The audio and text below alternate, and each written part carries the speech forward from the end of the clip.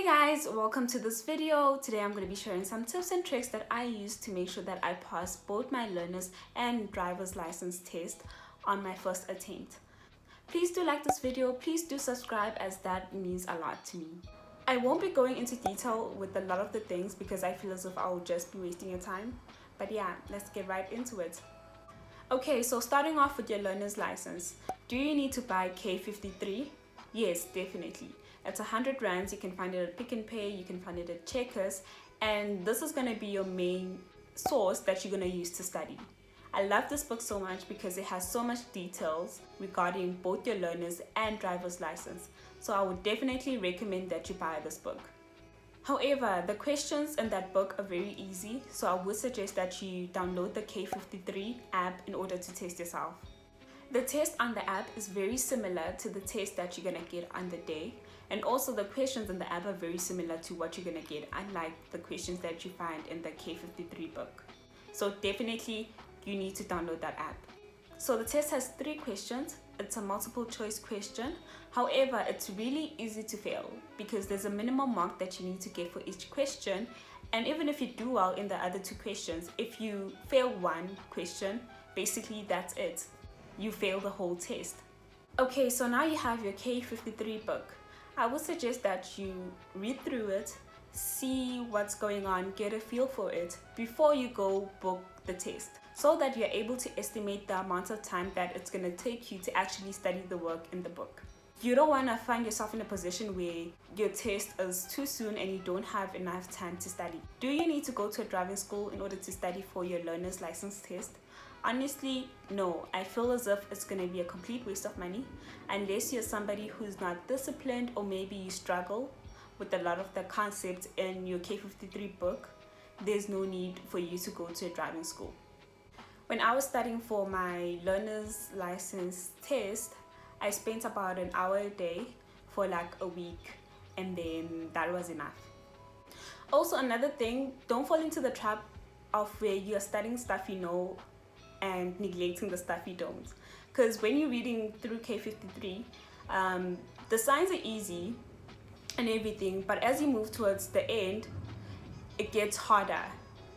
So focus, do go through the easy stuff, but make sure you know the hard stuff.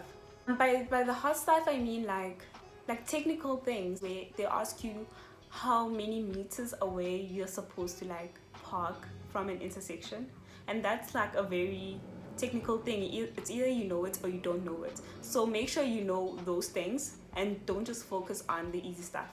So now you have your learner's license. You have 2 years before it expires. Now let's move on to the driver's license. Do you need to go to a driving school? Yes, definitely. I would suggest that you go to a driving school before getting your mom, your dad, your cousin to help you practice.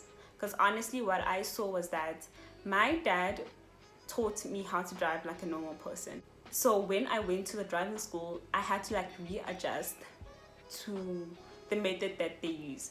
Honestly, because when you go into the driving school, you can't just drive how you want to. There are things that you need to do, like let's say every time you stop, you need to check your mirrors. So those things. So definitely I would suggest that you go to a driving school, get your license, and then afterwards you practice with your dad or your mom. Okay, so how many hours do you need to practice? Well, that depends. It depends on whether you could drive before or are you a newbie, like a total amateur. I had to get 12 hours because I couldn't drive at all. Okay, no, I can drive, it's just that I'm really bad at it. So I had to get like 12 hours to practice, which is a lot. It's a lot of money. Paying for 12 hours is a lot of money. So if you can drive, I would suggest that you go to the driving school, practice for a few hours, and then see whether you get the hang of things or not before going to book your test. Once you get the hang of things, go book your test as soon as possible so that you can get it over and done with as soon as possible. Also, a day before your test, still go through your K53 because you don't want to fail because of like small things that you could have studied from the book. So things like hand signals, things like the inspection. I think there's like a pre-inspection before your test. You don't want to fail because of that. K53 also provides you with like the test of your driver's license so you can see what counts how many points and how you're going to be tested. So your driver's license test has two parts to it. There's the yard test and the road test. With the yard test, make sure that you ace it. Make sure that you pass it, make sure that nothing happens, because they're by the traffic department. Even if you make a mistake, they're going to see it because there are cameras there. So even if your instructor or the person who's going to be like with you wants to be lenient and understands, there's nothing that he or she can do, because clearly in the cameras people can tell that you failed. So make sure that you know your yard test like the back of your hand, honestly.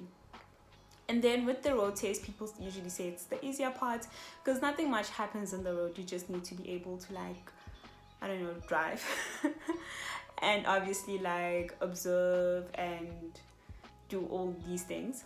And another thing is, if you make a mistake during your road test, don't say a word, don't say anything, don't be like sorry, don't be like I meant to do this, don't say anything because this is being recorded. The conversation that you guys have in the car is being recorded.